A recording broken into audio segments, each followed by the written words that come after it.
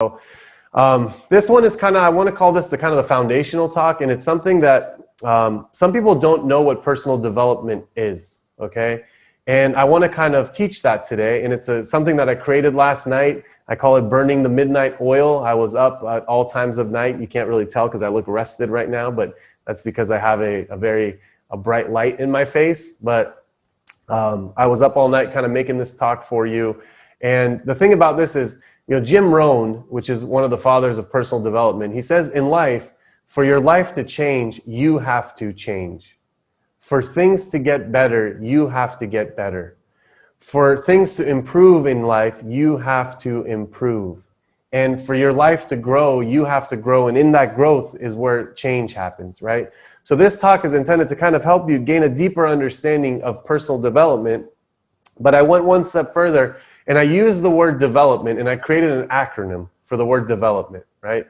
And the characteristics that I'm going to identify and discuss are pretty much what's required, in my opinion, to create change, improvement, growth, and ultimately transformation.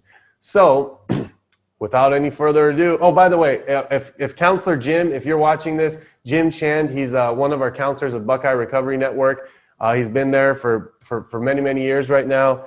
And he today is celebrating 17 years clean and sober. Jim, I love you, man. Thank you for all you do. I know you watch these on Facebook sometimes. Enjoy your day. I know you're probably going to go somewhere and share some experience, strength, and hope with people. And we'll keep trudging this road one day at a time together, man. Happy birthday. So let's do this. The acronym for development. And feel free to take notes. And this will be available on our Facebook afterwards if you want to rewatch it or anything like that, or share it with somebody. Please share these videos. I would appreciate it. But the D for development is the word decide, okay? D for development is decide. A lot of human beings don't know what it means to actually make a decision, okay? So let's break down the word decide together. There are other words in the English language that also end with the letters C-I-D-E. And what words are those? So here's a few to name off the top of my head. We have the word suicide. We have the word homicide. We have a word genocide. And we have a word pesticide. All of them end with C-I-D-E, the same way the word decide ends with C-I-D-E. And what do all of those words have in common? Well, they all kill off something, right? So the word homicide kills off another person. The word suicide kills off self. The word genocide kills off, you know, a group of human beings. And the word pesticide kills off bugs and insects and stuff like that. So the word decide needs to kill something off. And what it actually means, it means to kill off any other options. So in life, you know, some people say they're really, you know, they have a hard time making a decision. Well, you've never truly decided to do something until you've killed off other options. And there's a story that goes with this one, and it's a story that's been around and passed around from different cultures and backgrounds and stuff like that. The core of it's the same. And the one I'm going to use is from an Aztec story, but it's been around in our history too. So the Aztec story is this. There's a group of warriors that are getting ready to go to a far-off land to go in the biggest battle of their lives, right? And they get on these little ships and these boats, and they start going into the ocean and start sailing away. And as they're going, the general is telling them, you're about to fight a fight with people that are undefeated. They've never lost before. They're bigger than you. They're stronger than you. They have more resources than you. They're powerful. And get prepared for this. Now, as he's saying all those things, half of the warriors are thinking to themselves like, oh my gosh, I don't want to go do this. Some are thinking, I'm going to jump off the ship right now and swim back to where I came from. Some are thinking, when we get there, I'm going to go hide. Some are thinking, when we get there, I'm going to get back on the boat and go back. And as they're getting closer and closer to the land, their anxiety's coming up, their stress is coming up, they're getting a little bit more anxious. And they finally get to they dock the ships and they get there. And as they're kind of talking amongst each other about the fear they have to go fight this, you know, powerful, you know, opponent, the captain of the ship goes and he lights a fire on their own ships. He lights all their ships on fire, man. They're all just incinerated. And what happens in that moment? Well, the warriors are faced with only one option. They only have the option to go fight. There is no option to get back on the boats and leave anymore. And, you know, ancient, history has it that, whether it's real or not, it's a good story, that they actually go and fight and they actually defeat the opponent and they win because they killed off the option to retreat. Now in life, when people are thinking about personal development and working on themselves, sometimes they go take on a big task and a big opponent, if you will, but they have a little life kind of raft on the side, a little boat on the side, just in case things get a little difficult, they can get back and go back where they came from. And if that's your case, if you push yourself to limit, but when it gets too hard, you retreat, make a decision today. Decide to kill off the other options until the only option you have is to face what it is that you want to face in life. That's when you truly start the process of personal development, okay? The E in development, the first E in development, stands for eagerness and excitement. And what I mean by that is this. Remember what it was like when you were a child and you were eager and excited to do something, go somewhere, see someone, participate in life. You remember that eagerness, how much it helped you learn, how much it helped you understand, how much it helped you grow. I mean, it's Jim Rohn, he says that adults walk by and they'll just step on an ant, and a child will walk by and say, don't step on that ant, I'm studying that ant, I'm watching that ant, I'm fascinated by that ant, right? And that eagerness that children have to explore the world is actually what helps them develop, right? When you were younger in life and the next day you wanted to go on a family trip with your loved ones or with your parents, or you wanted to go to an amusement park for the first time, remember that feeling that you couldn't fall asleep at night because of the sheer enthusiasm and excitement? People have that for a new car they want to get, a new relationship, a new job, a new vacation they want to go on. People have that experience, right? However, they don't have that excitement and eagerness for personal development. Becoming who you want to become, looking the way you want to look, feeling the way you want to feel, learning what you want to learn, going where you want to go. People say, thank God it's Friday, because they want their journey of life to end and just kind of crash. Instead of saying, thank God it's today, it's a new opportunity, a new start. And people look forward to things ending more than they look forward to things starting as adults. And that's exactly the opposite of what it's like to actually have that eagerness and enthusiasm. So personal development, the second characteristic, you have to have eagerness and excitement, enthusiasm for whatever it is you're trying to do. If you don't have it, after the initial excitement's wore off, you're going to retreat, you're going to give up. So finding a way to continuously stay eager. The next one I have is values. So the V of development is values. Elvis Presley was quoted of saying, values are like fingerprints. Everybody's fingerprints look different, but you leave them on everything that you touch, right? You leave your values on everything that you touch, just like your fingerprints. Some people might say, well, I don't know what my values are, And if that's the case, I challenge you to go look and see how you woke up today. Go look at your last few days, your last week. How did you live? What did you do? The places you went, the activities you engaged in. You have left your values on everything that you've touched, right? And if you don't like what you see, it gives you an opportunity to explore, okay, what are my values? If my values are, for example, loyalty, honesty, family, health, right?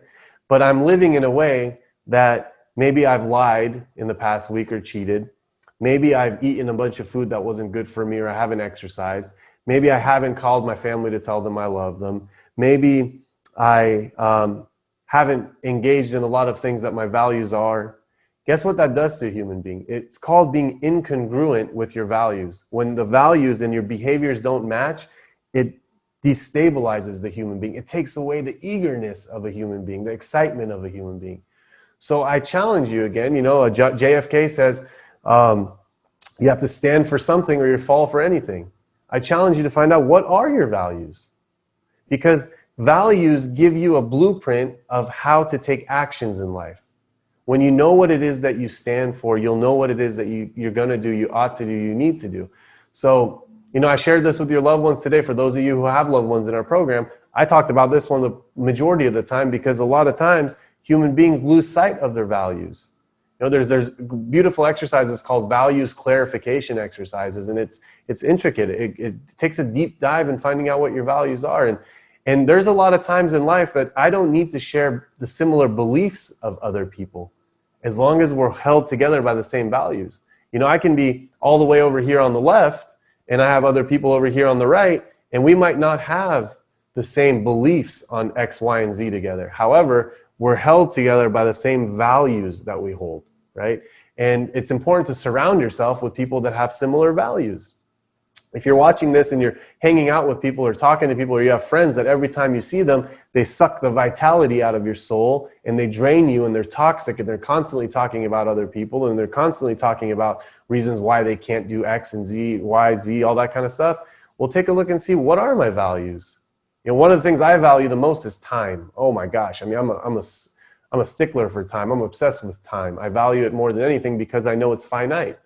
I know it's very scarce, it's very limited. No matter how successful in life I become, my time is going to be my most valuable commodity. I'm very stingy and selfish with it. I don't spend my time with things that I feel I don't get a return on my investment. I'm straight up and as honest as I could be about that. And my health is very important to me. If I don't engage with things that are good for my health on a regular basis, I will feel not whole. You know, I would feel not to my maximum potential. In my recovery, my sobriety, which I consider a part of health, my family, which I make a point to see on a weekly basis, to have family dinner together, all that kind of stuff. So the next one that I have here is the next E of development is every day. Okay, we develop on a daily basis. We don't develop daily. Okay, human beings overestimate what they can do in a day and underestimate what they can do in a week. So we overestimate what we can do in a week and underestimate what we can do in a month. There's a very famous leadership kind of guru, if you will. I kind of avoid that word, but this gentleman happens to really be one. His name is John Maxwell. He's written over 70 books. 17 of them are very, very powerful New York Times best-selling books, you know. Laws of leadership, laws of growth, the 5 levels of leadership, you name it. I mean, this guy's Attitude 101. He has a bunch of really good books. And John Maxwell, they asked him a question, hey, John, how have you written over 70 books in your lifetime? He's like, well, it's simple. I wake up in the morning and I write every day. And he has this really deep, beautiful voice. He's like, I just write every day. And they mean, what do you mean? He's like, well, I wake up 5:30 in the morning when it's uninterrupted and no one's around, and I grab my pen and my paper and I just put my thoughts down on a piece of paper every day. And the act of doing something every day allows him to create book after book after book after book because of the level of consistency. So you look in your life and see, what is it that I actually do every day for my personal development? Not just you, my friends. Most people lack in that area. We come from a society that encourages 5 days of work, 2 days of rest. Now, I'm not really one of those mathematician kind of people or anything like that, so excuse me if I make some errors here in my math. But if I take 2 days off every single week, and there's 52 weeks in a year, right? That means 104 days of that year I took off, okay? So that means a third of the year I pretty much took off. So every 3 years, you take off a year. Every 10 years, you take off 3 years. Every 30 years, you take off 10 years. So if you just do the math right there, by taking 2 days off every single week, you're not allowing yourself to truly develop. And if you're a religious person, if you have faith in your background, you know that whether it's biblical, whether it's Quran, whether it's Buddhist teaching, they always say 6 days work, 1 day rest. And that 1 day rest is oftentimes a day of worship. But that's the way we need to continuously work and strive towards, is doing something every day for your personal development. Right? And I'm not going to say as much as going as far as saying no days off, because human beings, we do need self-care and rest. But it's not to the extent that we think we need. That's a myth. The next one that I have is lifestyle. Okay, so the L of development is lifestyle. So if you're trying to grow and work on your personal development, you have to look at your lifestyle. And what does lifestyle really mean is, well, first you have to ask yourself this question. Your new life will cost you your old life. So I'm going to say that again. if you choose to kind of work on yourself and transform, you have to come to this conclusion and accept this fact that your new life will cost you your old life. So are you willing, my friends, to let go of who and what you are for who and what you could become? So that's the question. I can't answer that for you. A lot of people don't want to let go of their lifestyle. A lot of people don't want to let go of what's comfortable for them. They don't want to let go of the people, places, and thing in their world. Yet they want a different experience. They want a different job. They want a different relationship. They want different friendships. They want a different body. They want a different, outlook in life, but they don't want to let go of anything they have. Well, guess what? You're in a predicament, because until you let go of your current life, you won't be able to grab onto a new life. And that's a question if you want to do it or not. In the program, a lot of your loved ones that are in the program, we talk about letting go of the old lifestyle, letting go of the people, places, and things. We talk about when you want to change your life, there's only one thing you have to change. Only one thing you have to change when you're trying to change your life around. And guess what that is? That one thing is everything. It's kind of complex but simple at the same time. So there's one thing you have to let go, and that one thing is everything. And I'm a big believer that doing something 100% is easier than doing something 99%. Okay? Doing something 100% is easier than doing something 99%, because 100% is full commitment. It's like a decision. You decided, you killed off other options, you're going all in. 99% still sounds pretty good, right? You're like, wow, man, this person's making 99% progress towards their goals, towards their dreams. They're doing a good job. You might even pat them on the back. But guess what? That 1% that people leave out, just that 1%, allows them to justify, rationalize, validate, use excuses for why they don't have what they want to have. 1% makes a big difference, by the way. Some people think it doesn't, but trust me, it does. Because guess why? At 211 degrees, water is water. At 212 degrees, water changes forms and shapes and changes into vapor and steam. 32 degrees, 33 degrees, water is water. 32 degrees, water turns into ice. 1 degree difference changes an entire structure of something. So 1 degree does make a difference. So 100% easier than 99% when you're changing your lifestyle. By the way, what is lifestyle? Jim Rohn likes to call it the art of living well. And how do you learn how to live well?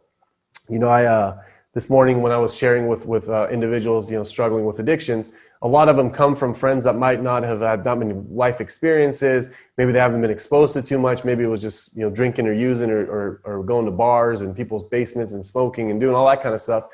So when you get clean and sober, you have to expose yourself to things that teach you the art of living well. And I shared with them, I said, hey, many of you might not have money to go travel right now. There's wonderful travel shows on like PBS. You can go watch individuals that go travel the world and get some culture in like that, because Johnny in the trap house wasn't exposing you to different parts of the world. Or if you don't have money to go to good restaurants and have a good culinary experience, go watch Chef's Table on Netflix and watch what it's like to create a beautiful, beautiful, beautiful experience with food and learn backstories of what it's like for people to get there. If you don't know what it's like to experience true success, go read the autobiographies of people that are really successful and find out what it took for them to get to where they were, to where they are, the struggles, the adversity, what they had to overcome. That's all lifestyle. I said, if you dress in a way that people look at you and say, hey, this person doesn't look like they came from anywhere important, they are anyone important, or they're going anywhere important. And I'm not saying you have to wear like a full-blown suit and tie everywhere you go. But if you look like you just rolled out of bed at all times, right, you're not really setting yourself up for success in life. When I was new in the program, by the way, some of you, there's some families here actually, not just my family, other families that are watching this that were there, before my family came in, and they're still part of the family program at the other facility that I got sober at. I used to wear jerseys all the time. I used to wear bandanas. I used to dress in basketball clothes 24/7 and that kind of stuff. And eventually one day it was like, if I want a better life, I have to look like I want a better life. Not dress for the job you have, but dress for the job you want. And right now I'm just wearing a t-shirt because I'm in my living room and it's very hot outside and I don't want to keep burning through the air conditioning. However, If you see me out and about now, you will never see me without a jacket, a blazer, a suit, walking around. And it's not because anything besides the fact that I want to represent myself as a professional who's chosen a professional lifestyle, right? And so we'll move on to the O of development for the sake of time. The O of development is an important one. So maybe stick to this one if the other ones you've forgotten. This is an important one. And what it says to overcome, right? To overcome your limiting beliefs. That's what the O stands for, overcoming your limiting beliefs. So pretty much it's, can you remember who you were before you were told who you need to be, ought to be, should be in life? There's a lot of people that, a long time ago in their life, they wanted to be something, do something, experience a world, but then society comes in, mom and dad comes in, teachers come in, expectations come in, and they mold us and shape us into something we don't want to be. I mean, last night I was watching Parts Unknown with Anthony Bourdain, rest in peace. He was a wonderful person, in my opinion. He had a very severe heroin addiction, which he was able to get off of. However, he still drank alcoholically, but we know underlying conditions. He had a lot of depression.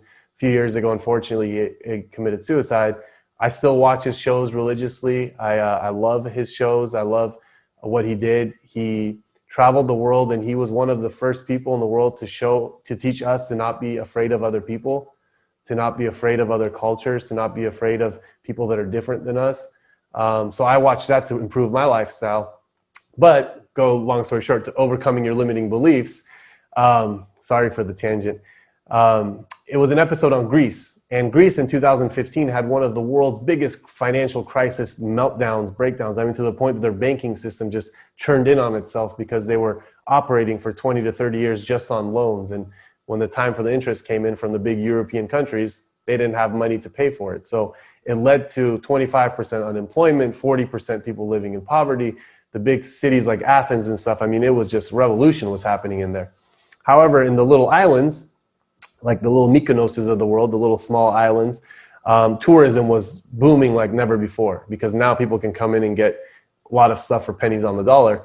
But he was having an interview with this Greek guy that he created a tourism underwater kind of scuba diving and underwater exploration business. And he was originally from Athens. And when he was younger, he told his parents, hey, when I get 18, I'm going to move to this island and I'm going to create my own business. And his family, they disowned him. They didn't want to talk to him. They were angry with him. They said, you're going to throw your life away. You need to get into something sensible, son. You need to get into banking.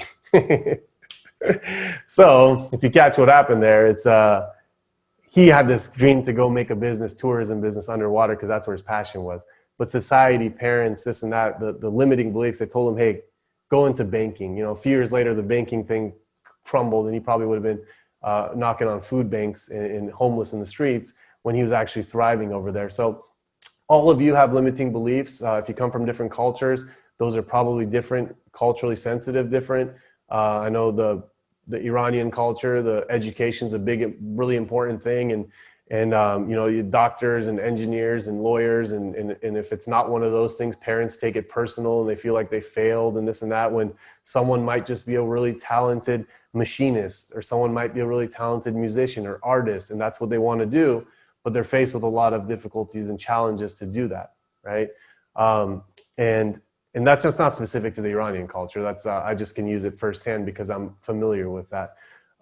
So who are you before the world told you who you're supposed to be? And limiting beliefs, by the way, so for your loved ones, a lot of them go to school and or went to school. I told them, hey, if you went to school under the influence of drugs and alcohol and you failed out, if you had a difficult time passing your classes, don't hold that against yourself. Don't say, hey, I can't go to school because I failed in the past before. Because you haven't failed at school until you sign up for your own classes, not your mom or dad. You show up to class, you sit in the front row, you ask the teacher, you tell the teacher, I'm really excited to be here, and you ask them for their email address, and you send them an email and say, hey, I'm anxious for this class, I'm looking forward to it. You show up to every single class, you do all the homework, you turn in all the assignments. If you get a bad grade or if you turn in a bad paper, you email the teacher and say, what can I do to improve next time? You get in study groups with kids, you continuously show up. At the end of that class, if you fail after 12 to 16 weeks of that class, then you can say you failed. But I know this without a shadow of doubt, that 100% of people that apply that system to any type of schooling will pass with the teacher. They're going to pass that class because the teacher can tell they were invested. So a challenging limiting belief that a lot of loved ones have is they come and say, I can't go to school, I failed before. No. If you smoked weed before class, if you were hungover before class, if you sat there halfway through and left and never turned in homework and you failed, that's what failed. You didn't fail. That system failed. And you got to attack your negative beliefs, by the way, loved ones. You have to do it with massive action that's contrary of them. So if you've never been able to lose weight in the past before, you have to say, okay, how did I do it in the past? Because that failed. I can't do it that way anymore. And find a new way, a new system, you know, the right accountability, the right education, the right support, the right program, and go all in on that. And if you do, you will find success, but you got to challenge those limiting beliefs that tell you that you can't do it. It's 10:30, tradition. So those of you who are joining us for the first time, at 10:30, I usually wear myself out. So I start drinking a little bit of fluids. And what I've been doing is I go to Trader Joe's on a daily basis, by the way. I'm a daily grocery guy. I walk to the grocery store with my wife. We buy our groceries and we walk back. But I get these sparkling waters. So this one is a sparkling water grapefruit. You know, so far I've had the lime one, the lemon one, the cranberry orange one, the pineapple one last week. And this one's the grapefruit one. So I got to tell you guys this one is deceivingly good. Especially on a weekend, you know, people wake up and they have a little grapefruit and stuff like that. I never liked that. It was too acidic and too intense for me. Growing up, I always preferred an orange over the grapefruit. But this makes you feel like you're kind of getting a little bit of grapefruit Sunday, Saturday breakfast vibes in. So highly recommend the grapefruit. And again, these aren't paid ads. Trader Joe's probably thinks this guy's insane, but it's, hey, it's okay. It tastes good. I appreciate you guys. Let's get to the P of development. And the P of development is this. So we just got a few more to go here. You know, we're more than halfway through. We're talking about personal development. And the P of development is the power of planning. Okay? A lot of people say in life that they have a goal. But a goal that hasn't been properly planned for is nothing but a wish. It is fake. It only exists inside your mind. And then when life pulls you in different directions, when stress happens, chaos happens, fatigue happens, it just goes out the door, right? A plan is something that is written. It is something that has a time frame associated to it. It's executionable. It's able to kind of see it in different stages. One thing that I do, I have this yellow notepad that I learned from Richard Perlin, which was one of my mentors in life and someone that, you know, hired me 7 years ago to the company. And he has this yellow pad method that every single day he writes down everything he has to do on the yellow pad. And at the end of the night, you know, he'll cross them off. Whatever's left over, he moves it forward to the next page and starts off there. So he's always constantly working on something and finishing something and working on something. I do the same. You know, I always have a yellow pad. I'm always working on some project, some program, I'm doing something at all times, and it helps me kind of see. So John Wooden is a really famous basketball coach, rest in peace. He said that in life, if you fail to prepare, then prepare to fail, right? So if you fail to prepare in life, then you might as well prepare yourself to fail. That's how important it is. And if you're trying to develop anything in your life, whether it's your recovery, whether it's your communication, whether it's your employment skills, whether it's your relationship with your loved ones, you have to have some type of a plan of how you're going to do it, or else it's just a wishful thinking. You know, it's going to go away when you get stressed out. But we tend to stick to plans. They say about, you know, something around the world of like 90% of people that are millionaires, right? And I'm not using wealth as a thing of success, but it's a good correlation. They have written goals somewhere. And I challenge you to, if you don't have written goals, to start writing them down. There is a wonderful process that happens when you do that. That will be one of the talks, by the way. We're going to do a whole entire thing of goal setting in one of these upcoming weeks. So the next one of the M of development is mindset. So mindset. Here's a good quote for you by Dr. Gabor Mate. And it says, You are not responsible for the world that created your mind.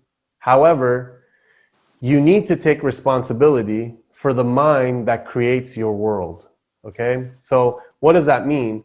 Is all of us growing up, now whether you're experiencing addictions yourself, or you come from a family system that had addictions in it, or your current family system is experiencing some addictions, whatever it is, it's safe to say that most human beings come from some type of dysfunction in their life, and that's just a part of being human, because nobody's perfect, and usually it's multi-generational, no one's at fault. But as you're growing up in a system that could be dysfunctional, that world is creating your mind. So it's shaping your mind, it's creating your mind, it's molding your mind. And as a child, you're not responsible for that. Because how can you tell a little innocent boy or girl that they're responsible for the world around them, the chaos, whatever's going on with mom and dad, the addiction, the mental health, the divorces, the moving? How can you can't, right? Impossible. However, everyone watching this is an adult, I'm pretty sure. If you're younger than that, you have a few years to get to this part. But as an adult, you are fully responsible for the mind that is creating your world right now. Right? So some people might take offense to that, and what they usually say is, well, wait a second, if that world created if the world of growing up created my mind and it wasn't my fault, then how is this my fault? See, responsibility and fault are two different things. Something in life cannot be your fault, however, it can be your responsibility. You know what I'm saying there? So if you came up from a dysfunctional family system that really, really, really caused a lot of challenges and impairments in your life, today as an adult, you are responsible for what you do with the leftovers. So even if it wasn't your fault, you're responsible for the impact that it's had on you and it's going to have on the lives of others. So that's when you kind of do your own work. You work on yourself. You get to the root cause of all this stuff. You get with someone that's compassionate, understanding, and you talk it out, you process it, you change the way you view it, you heal from it. What an odd thing, huh? Did you know you can heal from past wounds? They might leave some little scars or something like that, but we can heal for them, absolutely. So your mindset is your responsibility. And if you're trying to do personal development in your life, if you're trying to make changes in your life, you're going to have a healthy mindset. You're going to have to put that mindset in check at all times. The next one that we have here, the E of personal development, so the last E of it, it has to do with expectations. William Shakespeare so eloquently says that expectations is the root of all heartbreak, right? So expectations is the root of all heartbreak. And I believe that, because a lot of times we set expectations on ourselves that aren't based in reality. We set expectations on others that are not based in reality. And when we don't accomplish what we need to accomplish, or they don't accomplish what they need to accomplish, our heart breaks. We get discouraged. We lose motivation. We return and go back to where we came from type stuff. And the reality of it is we have to always have, of course, some level of expectations of ourselves, because when you're putting in time, energy, effort, you have to have some expectations. But you need to always keep them in check. Because expectations, they say what? Be careful, because they're just resentments in construction, right? Expectations are resentments in construction. So it's really important to find out what is real and what isn't real. I have had people that say, hey, Parham, I'm going to transform my life, and I'm going to lose all the weight I want to lose this year, and I'm going to lose 40 pounds by the next month. And by the time the month is over, they've lost 4 pounds, and they're thinking, oh my God, I went to the gym, I ate what I needed to eat, I worked so hard, I sacrificed this, I sacrificed that, and I'm just not getting the results I want to get. Remember, people overestimate what they can do in a month, underestimate what they can do in a year. If that same person continues going forward, they'll lose the weight they want to lose and some. However, the expectations they have of these faulty expectations of where they're supposed to be after doing X amount of time, it really sets up people for disaster. And this happens, by the way, with your loved ones. You get a loved one clean and sober 30, 60, 90 days from now, you're expecting them to be a completely different person. And that's just a faulty expectation. It's a faulty expectation. It takes years for people of daily discipline to actually start to transform who and what they are. That's why, by the way, if more people could change and transform, don't you think everyone would do it? It takes serious commitment. And look at your own life. Do you have the serious commitment yourself to make these changes? If you do, then you know other people can do it. And if you don't, you have a little compassion of how hard it is for other people to do it. So the next one of the development, the N, stands for know. I've shared about this one in depth on a self-care talk that I did, but I'm going to reshare it again right now because this one's powerful. So Warren Buffett, that is one of the most wealthy, successful, intellectual human beings in the world, also very conservative despite of his abundance of wealth. He's pretty modest. But all that being said, you know, I read somewhere that the 10 richest people in the United States, you know, the 10 richest billionaires in the United States, since March 21st or something like that, their wealth has increased 800%. Now that just staggering to me. I mean, we have people that are just really struggling, down and out, unemployed, Googling all the time when the next stimulus check's going to come, and the wealth of the wealthy increased eightfold, you know, 800%. So that doesn't sit too well with me sometimes, but that's another ADHD tangent, my friends. I'm working on it.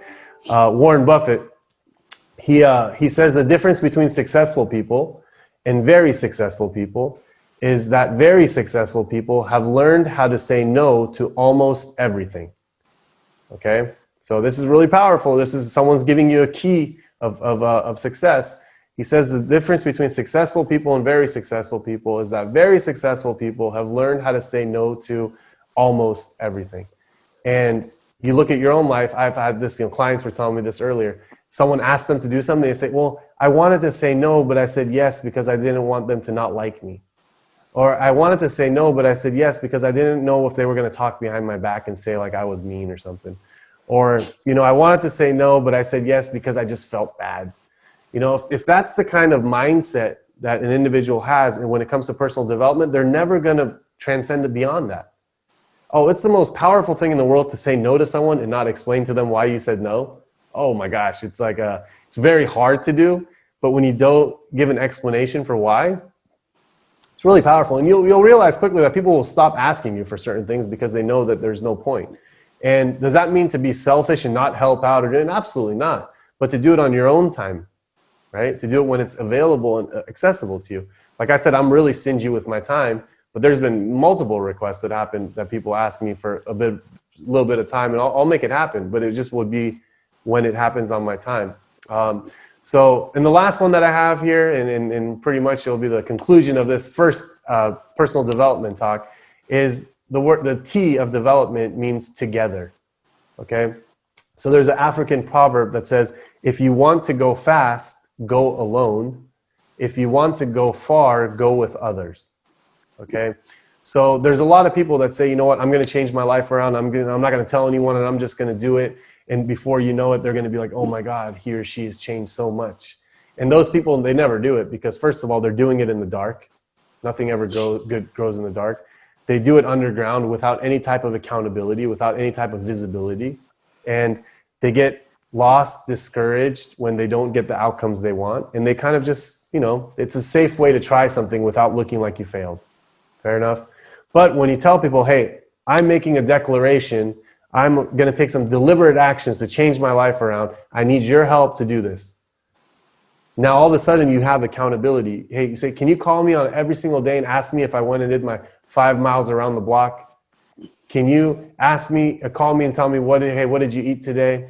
Can you call me and ask me if I went to my meetings today? Can we do this together because I can't do it on my own? The most successful people in the world, my friends, you might not know this, but they all have a team. All of them, whether it's team sports and even individual sports. So we had a really good tennis player on the talk this morning, and the tennis player says, hey, even though I'm the one on the court, I wouldn't be able to succeed if it wasn't for my coach, wasn't for my nutritionist, wasn't for my psychologist, wasn't for my family. You know, even they're on the court by themselves, but they do it together. And all the greatest motivational teachers. I mean, Jim Rohn, he had his teacher, Earl Shove. Anthony Robbins, which a lot of you know, Jim Rohn was his guy. You know, John Maxwell, he's really rooted in faith, and he uses a lot of spirituality for his teachers. And we all need to do it together. So today was the first. So hopefully I got you a little encouraged for the upcoming weeks that we're talking about personal development. And today we use the word development through an acronym to talk about what are the most important characteristics, in my opinion, that are needed for creating improvement, growth, change, and ultimately transformation in your life. So next week, we're going to do another one and another one, another one. The goal is to focus on you, my families and friends, and we'll see what happens. So thank you for your time. Thank you for your energy, your effort. I look forward to next week with you. Have a wonderful week and talk soon. All right. Have a good one, guys.